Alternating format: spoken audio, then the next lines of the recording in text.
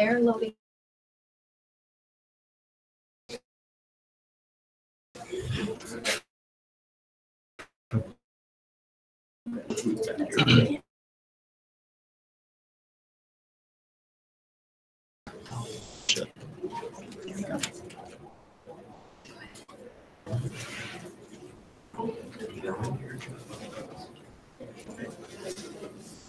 So, the first question, what can you do to help?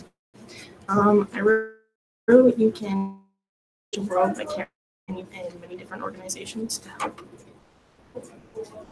I agree with what Kevin said about doing the small things. I put others being kind to others is a very simple thing but can change the world. The example I used was Pay It Forward Day. It's the last Thursday in April. It celebrates good humanity, and I think that shows its importance. I wrote. Oh, go ahead, Kiwi. Sorry. I wrote about how Clara Barton struggled with mental health issues, but she didn't use that as an excuse to not help others. She still helped others during in war efforts and things like that. I agree with you guys because helping others really people happy, and it's not so much negative all the time. Because in this world we live today, there's a lot of selfishness all the time. So helping other people out can really make a difference. I agree with you because I think that everyone could help with charities and other things that help people go through are going through the hard times, are really poor and stuff, don't have much. Izzy, what do you think?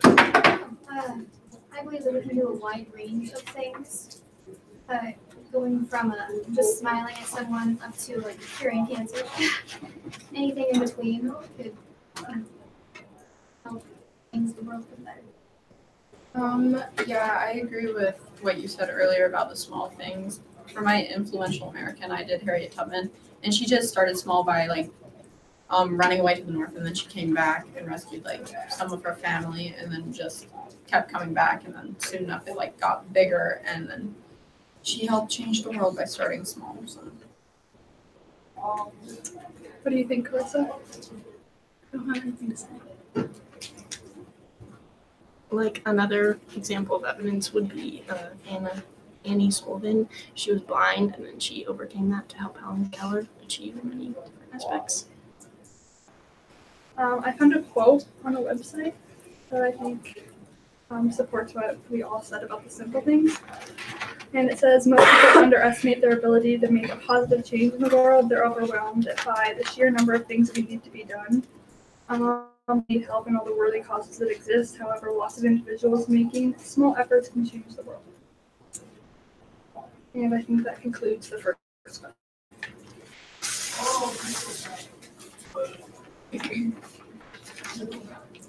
The next question is, what's the difference between a good and a bad protest?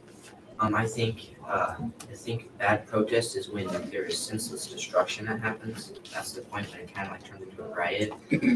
A good protest probably just out there with signs, like you see on TV and stuff. Just getting your ideas out there and not forcing them upon people.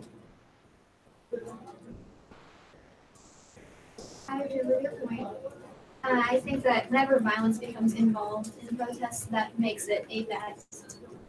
People should protest peacefully. I also agree, and I think that bad protests defeat the whole purpose of a protest, and it doesn't really spread awareness. I feel like once the violence becomes involved, then people just stop taking your protest seriously as soon as you start getting violent. What do you think, Tyson? I put a bad protest is violent and looking to make something change really badly, even though being violent is not work. It's some of the place of getting involved. For a good protest, it is hoping to make a change. I agree with what everyone's saying about bad protests being violent. And then for an example I used was the Charlottesville protest. On August 2017, a Unite the Right rally in Charlotte when a torn allegedly accelerated his car into a crowd of counter-protests, and it killed several people, and didn't really do what it was supposed to do, the protest.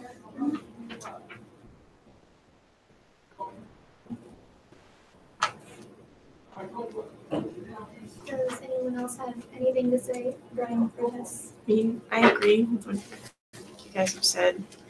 And most people think when you hear the word protest, most people think bad because that's all we hear about is the ones that end in death.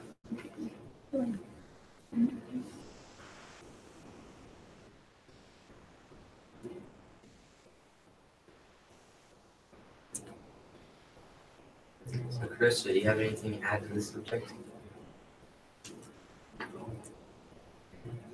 I think we all agree. We can move on.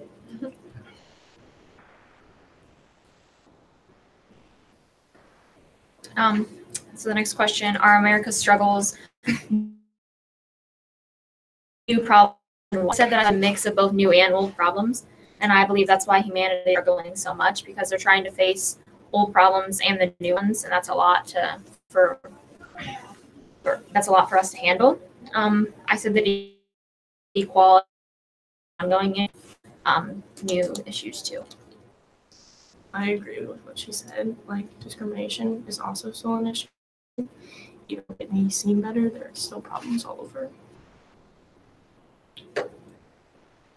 I agree about equality being the main problem today and in the past.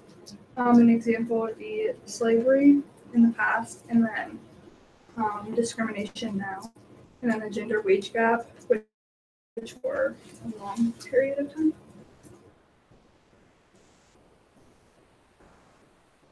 I feel like history sort of goes through a domino effect and kind of repeats itself if nothing is really done to fix the problem. So slavery went into segregation and then went into racism. The problem was never really fixed, so it just better but worse at the same time. Yeah, I completely agree with your statements. As in, I think that it's mostly history repeating itself because as for equality, there's never been a point in the world where everyone has been equal to each other. Everyone's wanted to be better than everyone else, or at least equal.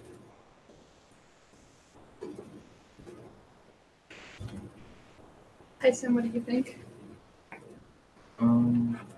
I put that there are both new and older problems that still have to just certain side.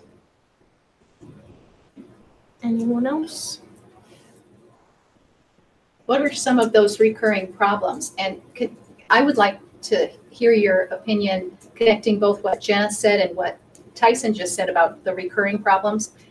I mentioned that sometimes I forget exactly how you put it, but they can make a change that doesn't it can make it better, but yet make it worse. And at the time, what's something that in our study over units 2 and 3 was a big concept that we discovered about that is recurring and that they made changes to, but didn't end really. Well, I mostly just pointed out slavery and segregation. I mean, I guess the same thing kind of applies to women's rights. Yeah.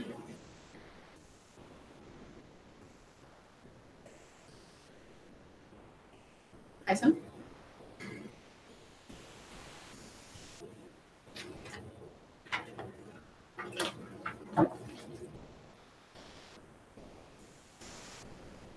Well, I have that ongoing struggles for women include ensuring equal economic opportunities, educational equality, and an end to gender-based violence. So they're still facing those things today. Even though they may have improved some, they're still not good.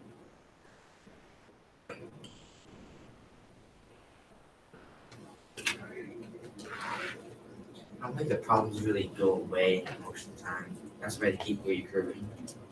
You guys know what I mean? They just slowly I get think it's better. because nobody like actually does something about it. They don't Get rid fully of it. fix it. Yeah,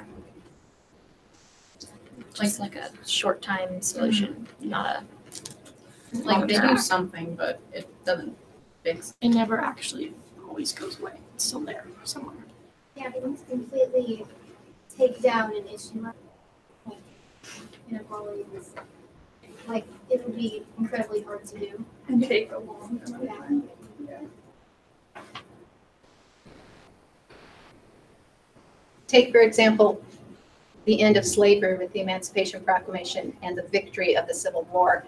And then what came next? The Control laws, right. So how does that fit into the whole continuing struggle?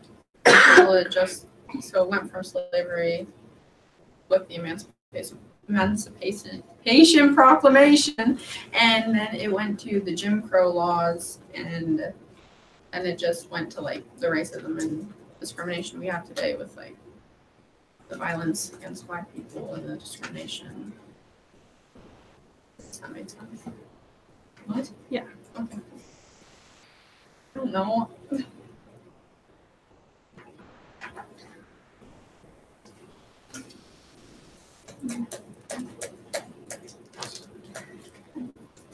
Said the same thing 20 times. I don't know what else to say. So you just go on to the next question then? Yes. Question, what would it look like if the whole world was free? I put if the whole world was free like America is today, it would look a lot better than it does in the world today. I don't really think America is free. Really. It's not really free. Not everybody has the same rights as everybody else. I think a better question would be what would it look like if the whole world was equal rather than free? I feel like they have different meanings. Yeah, because I agree with you there, Jenna, because I feel like if the world was complete, I think of like no laws or restrictions or government or something like that. So I feel like it would just be, well, it would. I agree. If it was free, people would just be free to do whatever they want. And there's people in this like day that would take it to an extent that wasn't good. Yeah, I feel like they would just abuse it if we had total freedom. And Unit 1, we talked about the definition of freedom and established that everyone has their own. And so I feel like that would also cause. I definitely agree with you. Everyone should have kind of a definition of freedom, even in this country and obviously in other countries. So, if the whole world was free, I think it might just be chaos. Tyson, what do you think? I would put, I don't think that it will ever happen, as it will probably be chaotic and it wouldn't work out. Do you think it would be chaotic, Carissa? Yeah, but I think crime going around, much of it to be spread everywhere because there'd be nothing to stop them. Gemma, you mentioned the question, what would it look like if the whole world was equal? What do you think? I feel like we would still have like laws that were like put onto everybody equally and not displaced differently. And I feel like people would be treated the same no matter like who they were or what they were, what they believed. Just Do you think that's something that can be achieved? no, I'm just saying like what would it look like if it was? No, I really don't think it will ever be because people are ignorant.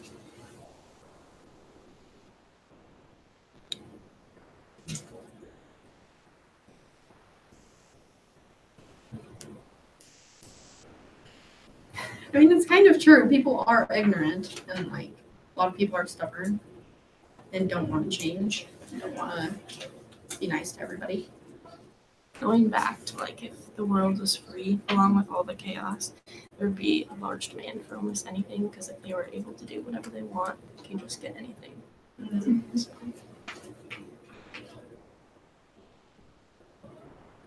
So, Keely, you mentioned like no government. Do you think it's possible for everyone to be free, and there still be like a working government and laws? No, I don't think so. I think that in order to be completely free, you would have zero restrictions and without like any laws or government.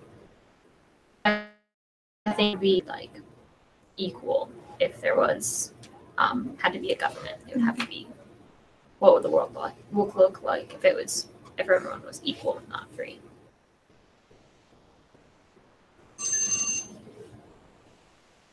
So that about sums it up. Good job, everybody. All right, well, we'll sit down. All right, let's review. What are some good things that the Insight Circle did on this second Socratic discussion? Wendy? Yeah, inviting people in, soliciting their responses. Yes, which types of invitations, or I can't even say the word, solicitations for responses actually worked? They're like really specific, not like yes or no questions. Yeah, because it's really easy to say no, right? Okay, good. What else did we do well on the Insight Circle? They asked more about previous statements. Yeah, digging deeper, clarifying. Yeah, good. Yes, and that's the point. We want to hitchhike. We want to build on what other people have said. Connect that information, that knowledge. As you can see on my for today, of knowledge and argument and exchange of ignorance. So we want to connect that knowledge, exchange it and connect it. What else did you hear, John? We had people actually disagreeing with other people's claims. With Mhm. this one, people were kind of just agreeing. With this one, people were disagreeing and staying with the subject. Right. You can challenge in a way that is offensive. Our intellectual flexibility, hearing other people's ideas, agreeing with them to not have a conflict, but disagreeing with to hear your opinion and you hearing their opinion and being able to share and build on it.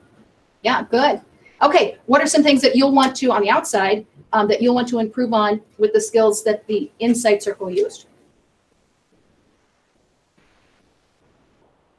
What was obvious this time that I think everybody was feeling?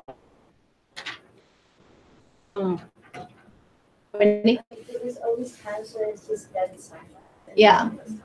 Is silence bad? No, silence can be really good. We want to stop and think about what we're saying before we say it. And sometimes we need silence to be able to do that. However, there does become a time in any conversation that the silence then becomes the awkward silence. So what are some things that happened that pushed that past? They moved on. What were the skills that they used? They brought in another point from history sometimes to Yep. help with their claim. Brought in another point, used evidence. Yep. They summarized what they'd already talked about. Yep. Summarize in order to move on. That's good. Asking a new question, a new connection. With that. Very good. Okay, so we're going to quite quickly and quietly switch places. Again, for the Insight Circle that's going to the outside, we're focusing on the discussion skills. If you have agrees with, disagrees with, incorporates others, or you're on the content of asserts, claims, states that you're using on our back channel. So,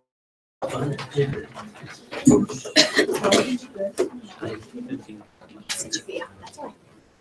Turn your brightness down. Okay, so I need let's see.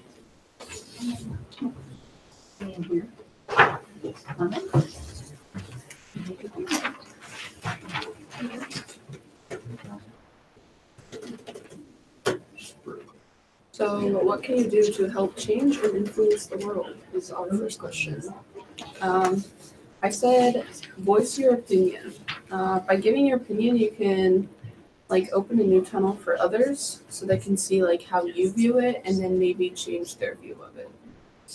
Yeah, I had a similar idea, like just mentioning that there's a problem, then you can help other people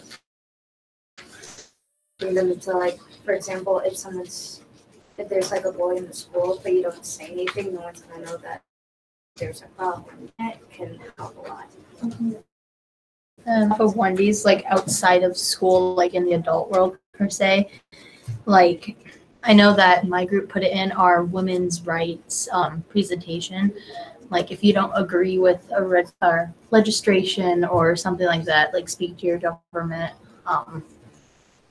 and do what you can to get it changed.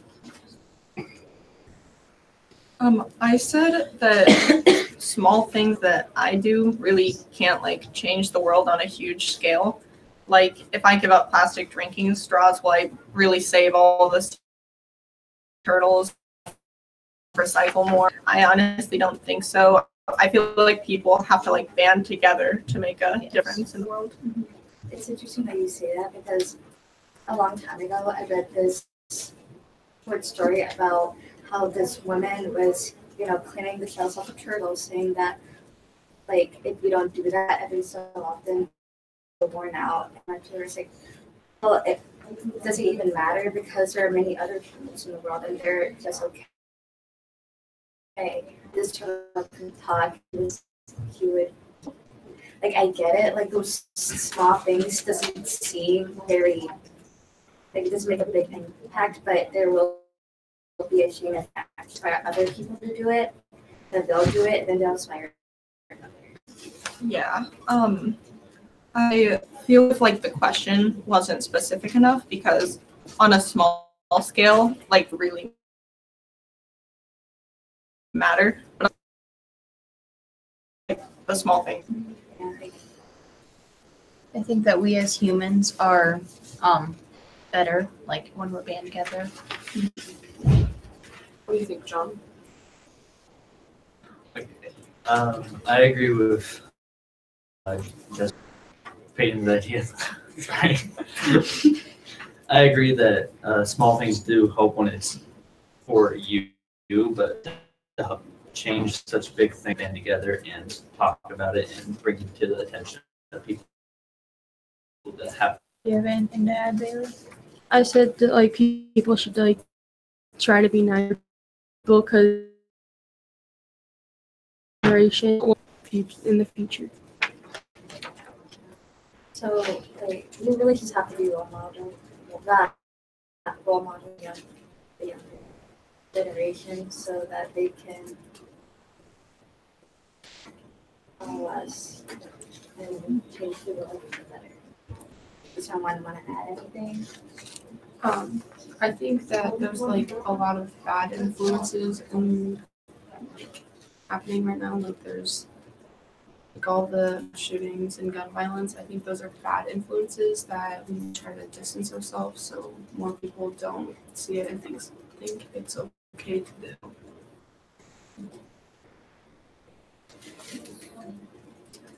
Okay, I think that concludes our first question. Okay, so what's the difference between a good and a bad protest?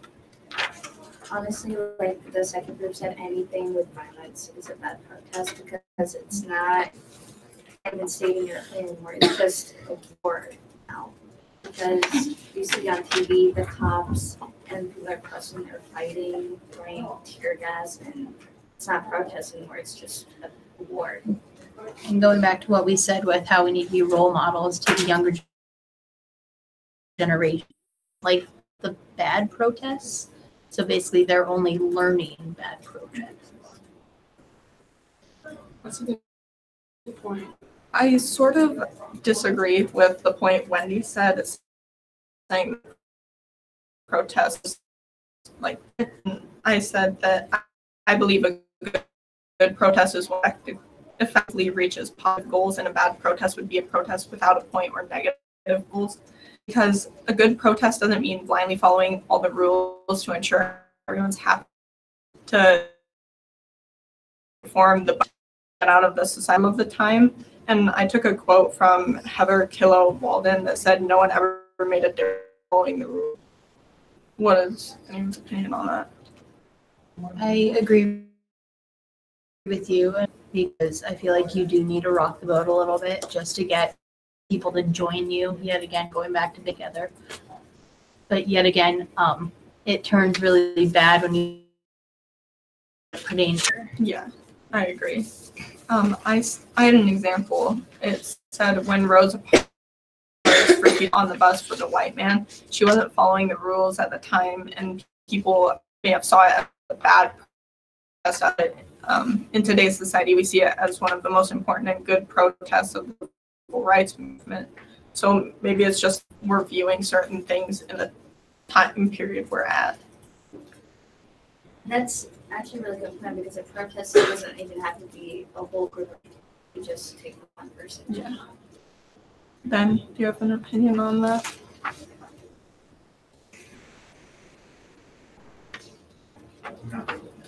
Austin? Well, I agree with Wendy that when violence is involved, it's not a good protest. It's just gonna be a bad protest. So it could have like a good purpose, but it's not being carried out the way it should be.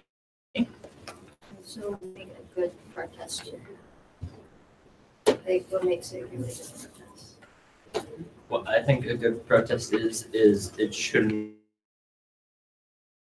nonviolent, getting the point across how it should be. How I think it should be is it's like having a discussion. You shouldn't shove it down their throat. You should discuss it with them, make it so that they accept it. You forcing them to accept it. You should tell them your views, see if they accept it, and that's how I think it should be. But yet again, you have to accept their views as well. So maybe it's not like a bad protest or movement, it's just bad protesters. Anyone have anything else? Bailey, do you have anything to add? No, not really. Carly? I just think that a good protest is a protest to like get your point across without putting other people at risk. So I think we've all came to an agreement. Yeah. So are America's current struggle reoccurring ones? I think that they're reoccurring just because if you look at like, say like with like the Jim Crow laws and discrimination, like we thought that we were, but yet again, here it is again. It's basically the same story, just a different. Yeah. Yeah, the Jim Crow laws, like, even though we don't, like, here I don't see it often, but I'm pretty sure in other parts of America you do see it. And, like, people are saying, oh, yeah, they have their rights, what more is need to be, but at the end of the day, are they really? They're still being discriminated. Yeah, I agree with Peyton and Wendy. Yeah, I believe facing they are a wage gap, because the wage gap in the 1960s had a gap today. We are still facing. I said that they were also recurring problems. Like I said earlier, with the like, I wonder if there will ever be a time where there's nothing happening like that. And adding to that, I also think, like, for example, gun violence, it's reoccurring because now we see it as the norm. Like, oh yeah, another mass shooting, like, what's new? But that shouldn't be the case at all. Ben, do you think problems in America are new or old? I personally think that they are recurring problems that as racism going back, women's rights to vote going back now. Well, Why do you think that? Because they're never truly sold when they first came around. They just got to the point where people can't control them again, and they got worse again. What's your opinion, John? Okay, so I agree with them that they're being like at that time when they were first protested against, I'd say, they were solved to the point where people thought it was enough, and then later they realized that, hey, we still need more rights, or we're still being discriminated against, so they brought that problem back up to try and solve that problem. What do you think, Austin? I said I think we have more older and recurring practice come through and go away, and they just keep coming back. So. Carly, what's your opinion on this question? I think that the struggles are reoccurring because we have like the same problems, but like to a different extent. I agree. Do you guys think that it could be possible that these things are going to stop one day? I know it seems like history is always repeating itself, and I'm just wondering when it's going to stop. What are you guys' opinions on that? I'd like to think that it'll eventually stop, but yet again, deep down inside, I have a bad feeling that it's just going to continue repeating itself. I feel like it's going to improve over time. It's just going to take. It's going to take a long time. Yeah, if we just keep putting the dirt under the rug and ignoring it until later, nothing's going to get solved. So I think we all can say that we can conclude that question and move on to the final one. What would it look like if the world I said everybody would probably be doing their own thing. They'd be happy life to the best that they could. They'd actually want to be alive and participate in, and they would be considered equal as one another. I'd like to think that that would be the case. Hopefully there would be equality, but always be, and there's always going to be someone that wants more power, take Hitler or Alex. I kind of agree with two sides because you never know what you're gonna do. The human mind is very complex, so you don't know what's gonna happen. I can see Kennedy's point of view where everyone's just gonna do their own thing. If there's no government, no one's gonna stop them. They can live a happier life. I don't think there's gonna be crime per se because crime starts with discrimination. Because, it just discriminates to them doing that crime. So if everyone just goes off and do their own thing, there won't be any crime. But yet again, there's going to be one person that has to rule the world and take over. And that kind of goes back to history repeating itself because obviously Alexander the Great happened and everything. I sort of took this question in a different to means having the legal and political rights of a citizen. And today, if each nation has different types of legal and political rights for their citizens, that they're by this standard, you could say that the world is free in this day and age. Life lived or morally. My example is in Iran, women have the right to wear hijabs outside. This is their legal right as a citizen. Is it fair to make all women wear hijabs outside? No. Is it free? A definition, yes. Does anyone have an opinion on that? I can see that point of view. Or my definition of free would be that everyone's free of discrimination and there's still a government if you want, but within reason. Yeah. What was your definition of free, John? So everyone did what they wanted. I letting a murderer out onto the street and letting them do what they want without punishing them for killing someone, for example. What I thought it would be is if everyone has to be a restriction. It's not really more that everyone's equal. Like there has to be restrictions. Because if there's a restriction, someone's going to do something, and if we don't have that restriction there, because there's not going to be punishment.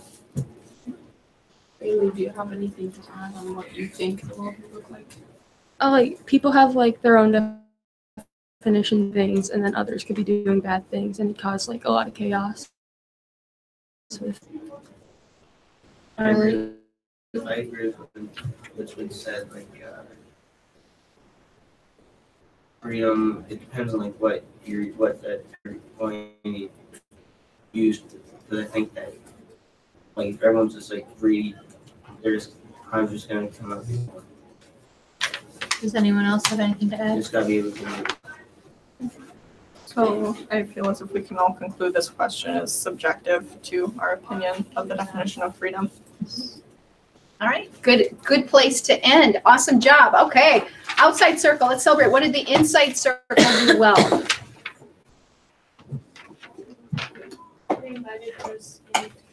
Yep, invited up everyone into the conversation. Good. They kept the conversation flowing smoothly. Yeah, it did have a nice flow to it. Continuous flow. Good. What else? Kaylin? I did a good job of stating our opposing opinions. Yeah, again, we shared opposing challenge, connected with one another instead of offended one another. All right, good. What else?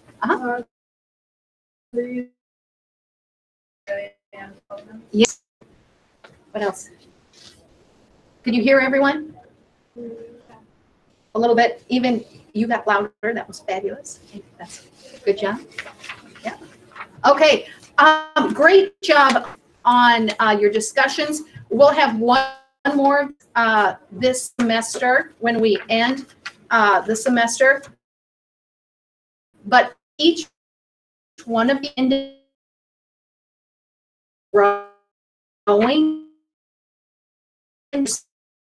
skills, what I want, because this is all skills. So